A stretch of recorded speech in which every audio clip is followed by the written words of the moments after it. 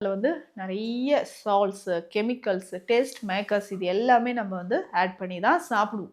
So அதை சேர்த்து நம்ம சாப்பிடும்பொழுது, உடல்ல என்ன ஆகும்னா, நார்மலா ஒரு அசைவ உணவு ரெகுலரா நம்ம ஃபாலோ பண்ண வேண்டிய சில விஷயங்கள நம்ம ஃபாலோ பண்ணிக்கிட்டே வரணுங்க.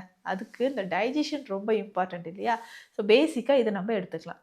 அடுத்து முக்கியமாக சித்த மருந்து இந்த டைம்ல எடுத்து என்ன ஆகும்னா, காலையில ஈஸியா மோஷன் போக ஆரம்பிக்கும். இன்னும் ஒரு சிலருக்கு இது நைட்லயே குடிக்கணுமா? எனக்கு ஏர்லி மார்னிங் எனக்கு பயமா இருக்கே! தூக்கம் கலைஞ்சிருமா? அப்படின்னு யோசிச்சீங்கன்னா, காலையில இதுக்குள்ள இருக்கக்கூடிய கழிவுகள் வெளியேறும். அஜீரணம், வயிறு உப்புசம் நமக்கு சரியாக ஆரம்பிக்கும். இந்த விளக்கெண்ணெயில இந்த 2 மூலிகையும் கலந்து 6 மாதத்துக்கு ஒரு முறை நம்ம பயன்படுத்தினாவே போதும்.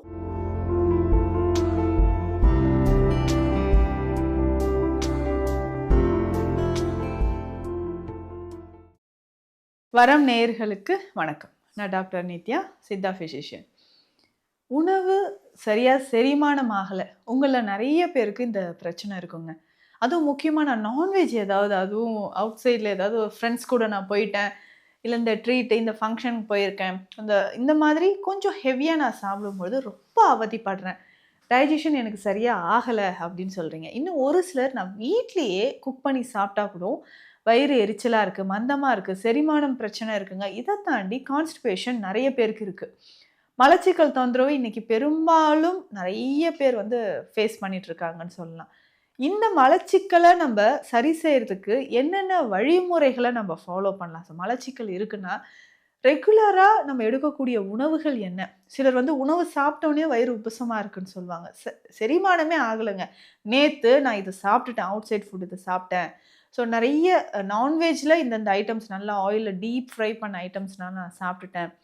அப்போ அதில சேர்க்கக்கூடிய கெமிக்கல்ஸ், அது பார்க்கும்போதே நல்லா ரெட்டா இருக்கும் இல்லைங்களா? அந்த கலர்.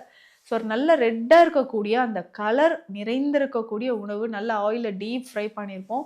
டேஸ்ட்டுக்காக அதில வந்து நெறைய சால்ட்ஸு, கெமிக்கல்ஸு, டேஸ்ட் மேக்கர்ஸ் இது எல்லாமே நம்ம வந்து ஆட் பண்ணி தான் சாப்பிடுவோம். ஸோ அதை சேர்த்து நம்ம சாப்பிடும்பொழுது, உடல்ல என்ன ஆகும்னா, நார்மலா ஒரு அசைவ உணவு சாப்பிட்டாலே அது செரிமானம் ஆகறதுக்கு நமக்கு கொஞ்சம் நேரம் எடுக்கும். ஸோ இந்த கெமிக்கல்ஸ் எல்லாம் சேர்த்து, இன்னும் அதில வந்து கொலஸ்ட்ரால் நெறைய ஆட் பண்ணி சாப்பிடக்கூடிய உணவுகள் என்ன செய்யுதுன்னா, உடல்ல நெறைய பாதிப்புகள ஏற்படுத்துதுன்னு சொல்லலாம். சரியா நமக்கு டைஜஷன் ஆகாது. இது 2, 3 நாள் ஆனாலும் நமக்கு என்ன ஆகும்னா, வயிறு உப்புசமா இருக்கிறது, ஏப்பம் வந்துகிட்டே இருக்கிறது, இந்த மாதிரியான விஷயங்கள அது செய்யுது.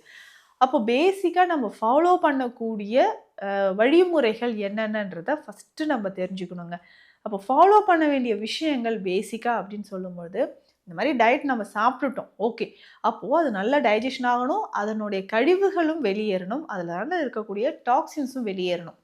அப்போ நம்ம சாப்பிடக்கூடிய உணவுகள், இந்தந்த மூலிகைகள நீங்க எப்படி எடுத்துக்கணும்னு சொல்றேன். முதல் மூலிகை அப்படின்னு பார்த்தோம்னா, ஓமம். ஓமம் அப்படின்னு சொல்றது ரொம்ப முக்கியமான ஒரு மூலிகைங்க. டைஜஷன் தொடர்பான என்ன பிரச்சனையா இருந்தாலும், அத சரி செய்றதுக்கு நமக்கு பெஸ்ட் மூலிகைன்னா ஓமம் தான். ஸோ ஓமம் வந்து நம்ம எடுத்துக்கணும். ஸோ இதுக்கப்புறம் நம்ம ஃபாலோ பண்ண வேண்டியது சுக்குங்க. சுக்கு நீங்க எடுத்துக்கணும். ஸோ ஓமம், சுக்கு இது 2மே ரொம்ப முக்கியம். ஸோ டைஜஷனுக்கு ரொம்ப இம்பார்ட்டன்ட்டா நம்ம ஃபாலோ பண்ண வேண்டியது என்னன்னா, நம்மளுக்கு வந்து சுக்கு, ஓமம் இது 2ம் நம்ப எடுத்துக்கணும். ஸோ இதுக்கப்புறம் நம்ம வேற என்ன ஃபாலோ பண்ணணும் அப்படின்னு கேட்டிங்கன்னா, சீரகம். ஸோ ஓமம், சுக்கு, சீரகம். ஸோ இது 3மே ரொம்ப ரொம்ப முக்கியமான ஒரு மூலிகைகள். நம்மளுடைய டைஜஷனுக்கு இம்ப்ரூவ் பண்றதுக்கு இது ரொம்ப யூஸ்ஃபுல்லா இருக்கும்னு நெனைக்கிறேன். ஸோ ரெகுலரா நம்ம ஃபாலோ பண்ண வேண்டிய விஷயங்கள், இது எல்லாமே நம்ம கரெக்ட்டா ஃபாலோ பண்ணிட்டு வரணும். ஸோ இந்த 3 மூலிகையும் நம்ம எப்படிங்க எடுத்துக்கலாம்? ரொம்ப சிம்பிளா இது வீட்லயே எல்லார் வீட்லயும் இருக்கும் இல்லைங்களா?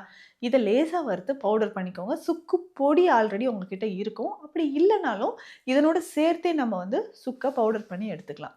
ஸோ இந்த பவுடர ஒரு 1/2 டீஸ்பூன் அளவுக்கு எடுத்து வெந்நீர்ல கலந்து நம்ம குடிச்சிடணும். ஸோ இத வெந்நீர்ல கலந்து நம்ம குடிக்கும்பொழுது, ஸோ என்னன்னா ஒரு 1/2 கிளாஸ் தண்ணி எடுத்துக்கிறோம். ஸோ 1/2 ஸ்பூன் நம்ம வந்து இந்த பொடிய சேர்த்து குடிச்சிடணும். ஸோ இது எத்தன டைம் குடிக்கணும்னா, ஒரு நாளைக்கு 2 வேளை தொடர்ந்து ஒரு 3 நாட்களுக்கு நம்ம குடிச்சாலே, இந்த இன்டைஜஷன் நமக்கு குறைய ஆரம்பிச்சுரும். ஸோ தொடர்ந்து நம்ம உணவுகள ரெகுலரா எடுக்கும்பொழுது, ஸோ கொஞ்சம் கொஞ்சமாக நம்ப உடல்ல இருக்கக்கூடிய கழிவுகள் வெளியேறும். டைஜஷன் தொடர்பான பிரச்சனைகள் நமக்கு வெளியேற ஆரம்பிக்குது. ஸோ ரெகுலரா நம்ம ஃபாலோ பண்ண வேண்டிய சில விஷயங்கள நம்ம ஃபாலோ பண்ணிக்கிட்டே வரணுங்க. அதுக்கு இந்த டைஜஷன் ரொம்ப இம்பார்ட்டன்ட் இல்லையா? ஸோ பேசிக்கா இத நம்ம எடுத்துக்கலாம். அடுத்து முக்கியமாக சித்த மருத்துவத்தில் இருக்கக்கூடிய சீரண சஞ்சீவி சூர்ணம் உங்களுக்கு ரொம்ப ரொம்ப யூஸ்ஃபுல்லாக இருக்கும். ஸோ ரொம்ப நாளே எனக்கு டைஜஷன் ப்ராப்ளம் இருக்குது, இன்டைஜஷன் பிரச்சனை இருக்குது அப்படின்னா அதை சரி செய்கிறதுக்கு இந்த சீரண சஞ்சீவி சூர்ணம் நீங்கள் எடுத்துக்கோங்க. இந்த சீரண சஞ்சீவி சூர்ணம் எப்படின்னா அதுவுமே மோரில் கலந்து நீங்கள் சாப்பிட்லாம். ஸோ காலை இரவு 2 வேளையும் மோரில் கலந்து நீங்கள் சாப்பிட்டுக்கிட்டே வரும்பொழுது உங்கள் உடலில் இருக்கக்கூடிய தேவையற்ற கழிவுகள் நமக்கு வெளியேற ஆரம்பிக்குது. ஸோ மலச்சிக்கலும் நமக்கு சரியாகும். இந்த மலச்சிக்கலை தீர்ப்பதற்கு வேறு என்னென்னங்க செய்யலாம் அப்படின்னு கேட்டிங்கன்னா, ரொம்ப சிம்பிளான வழிமுறைகள் இருக்குது. அதை நம்ம ஃபாலோ பண்ணிக்கலாம். என்ன செய்யலாம்னா, கொஞ்சம் விளக்கெண்ணெய் எடுத்துக்கோங்க. ஸோ இந்த விளக்கெண்ணெயில் நம்ம எவ்வளோ விளக்கெண்ணெய் எடுக்கலாம்னா, ஒரு 20 ml 15லேருந்து 20 ml விளக்கெண்ணெய் எடுத்துக்கணும். இதில் ஒரு 1/2 ஸ்பூன் அளவுக்கு கடுக்காய் பொடி நம்ம சேர்த்து கலந்துடணும்.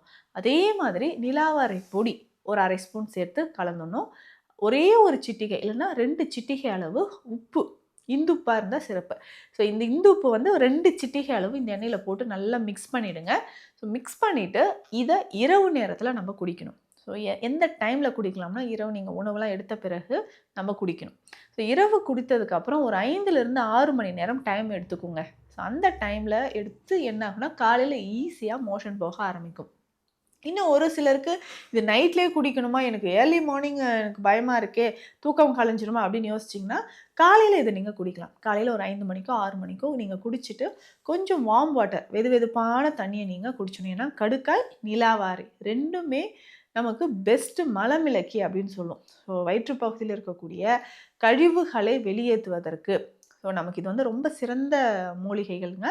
ஸோ இதை நம்ம விளக்கெண்ணெயோடு சேர்த்து நம்ம எடுக்கும்பொழுது குடல் கழிவுகள் வெளியேறுது. ஸோ லார்ஜ் இன்டெஸ்டைன் பெருங்குடல் பகுதியில் இருக்கக்கூடிய கழிவுகள் நமக்கு வெளியேற ஆரம்பிக்குது. ஸோ அப்போ ரெகுலராக இதை நீங்கள் விளக்கெண்ணெயோடு இது 2ம் சேர்த்து நம்ம பயன்படுத்திக்கிட்டே வரணும்.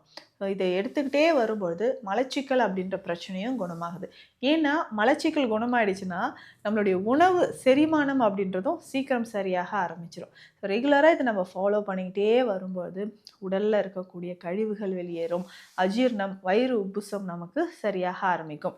இந்த விளக்கெண்ணெயில் இந்த 2 மூலிகையும் கலந்து 6 மாதத்துக்கு ஒரு முறை நம்ம பயன்படுத்தினாவே போதும்.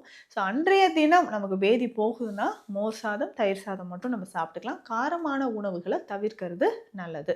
ஸோ இந்த பதிவு உங்களுக்கு யூஸ்ஃபுல்லாக இருக்கும்னு நினைக்கிறேன். சித்த மருத்துவம் தொடர்பான மருத்துவ ஆலோசனைகளுக்கு ஸ்க்ரீனில் இருக்கிற நம்பருக்கு காண்டாக்ட் பண்ணுங்கள். நன்றி.